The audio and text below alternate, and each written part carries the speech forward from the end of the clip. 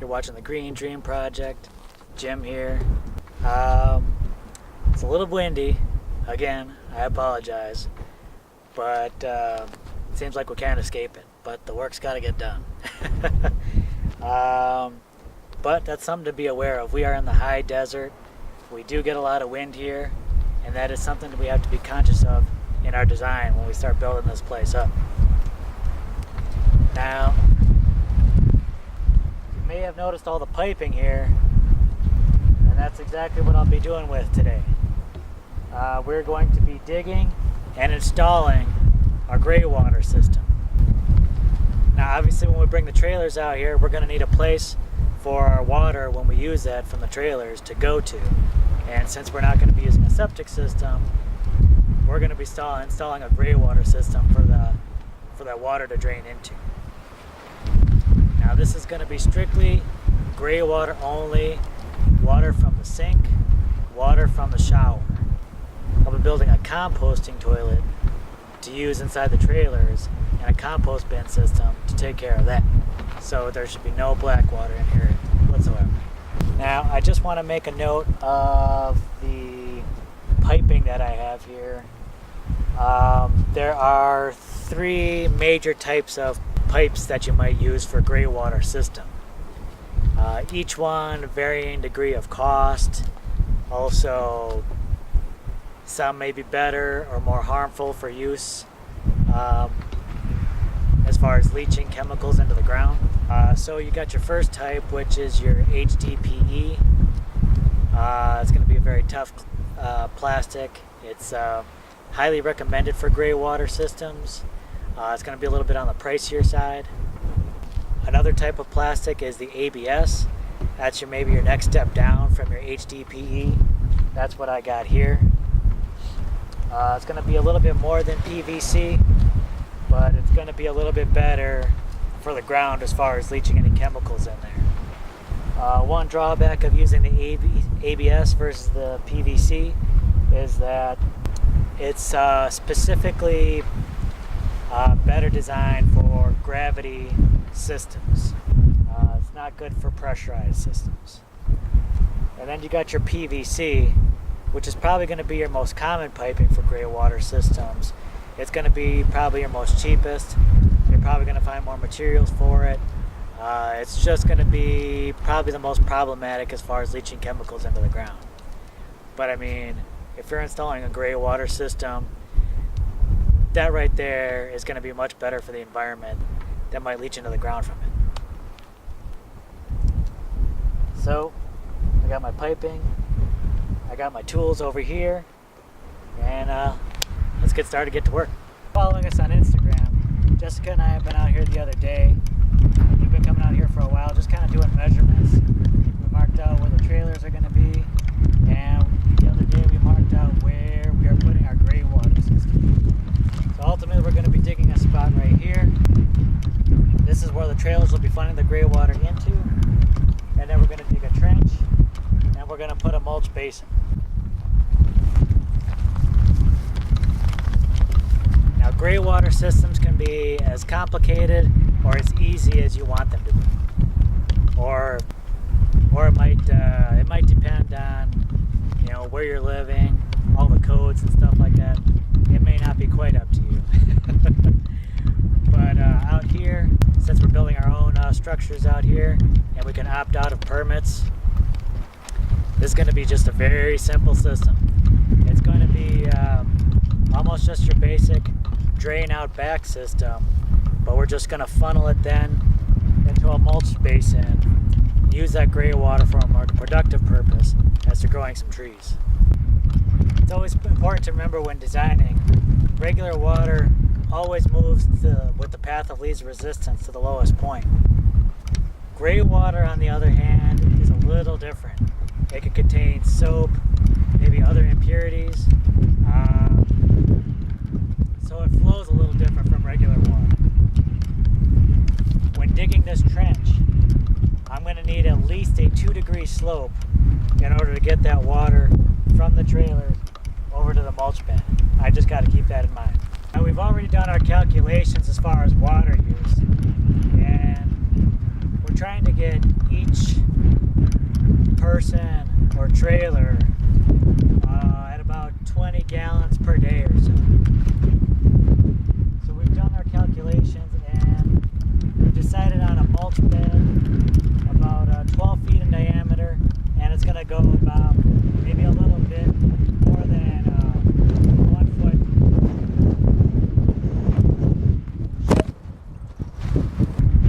So our mulch beds are going to be maybe a little over a foot deep and 12-foot diameter. I just used my shovel, measured out the circumference of my circle, and then I just kind of marked it out, just to let me know where I'm going to be digging that mulch basin.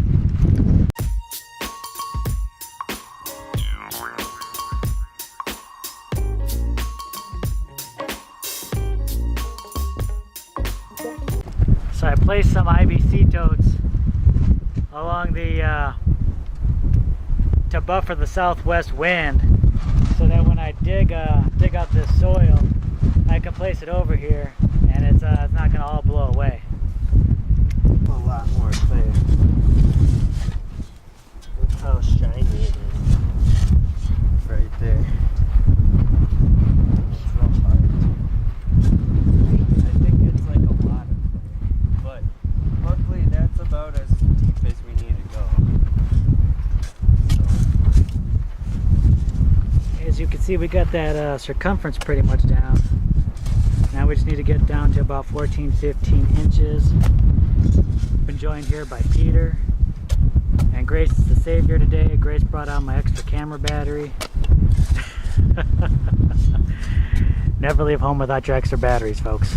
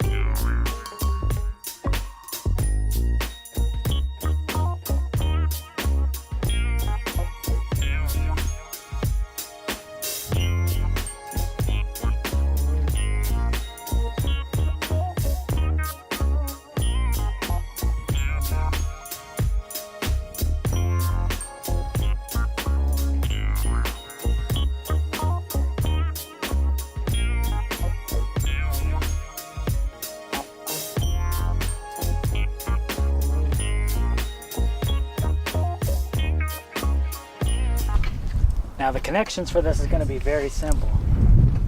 I got a 3-inch pipe here from my inlet from the RV. I got a little connector to make the 3-inch to 2-inch transition.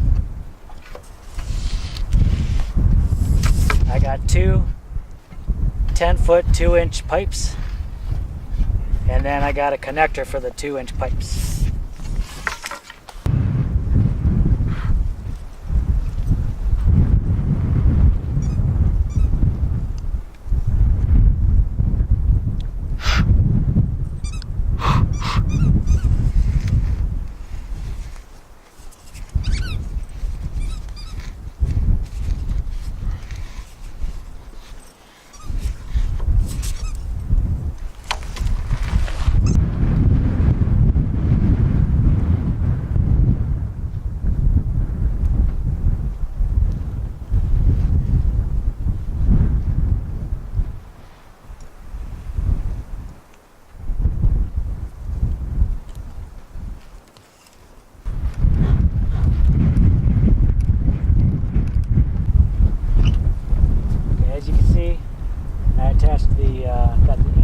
Attached to the adapter attached to the 2-inch pipe,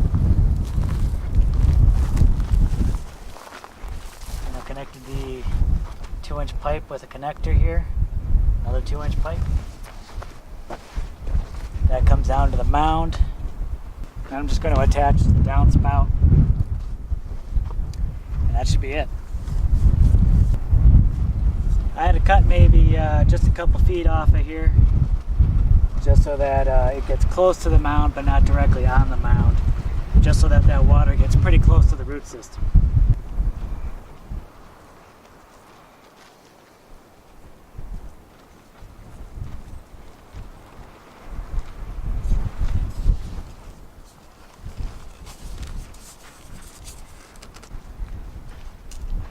So we got the trench dug. We got a nice slope coming from the entrance over here to where the outlet's going to be. And we just need to add the mulch and then this project's complete.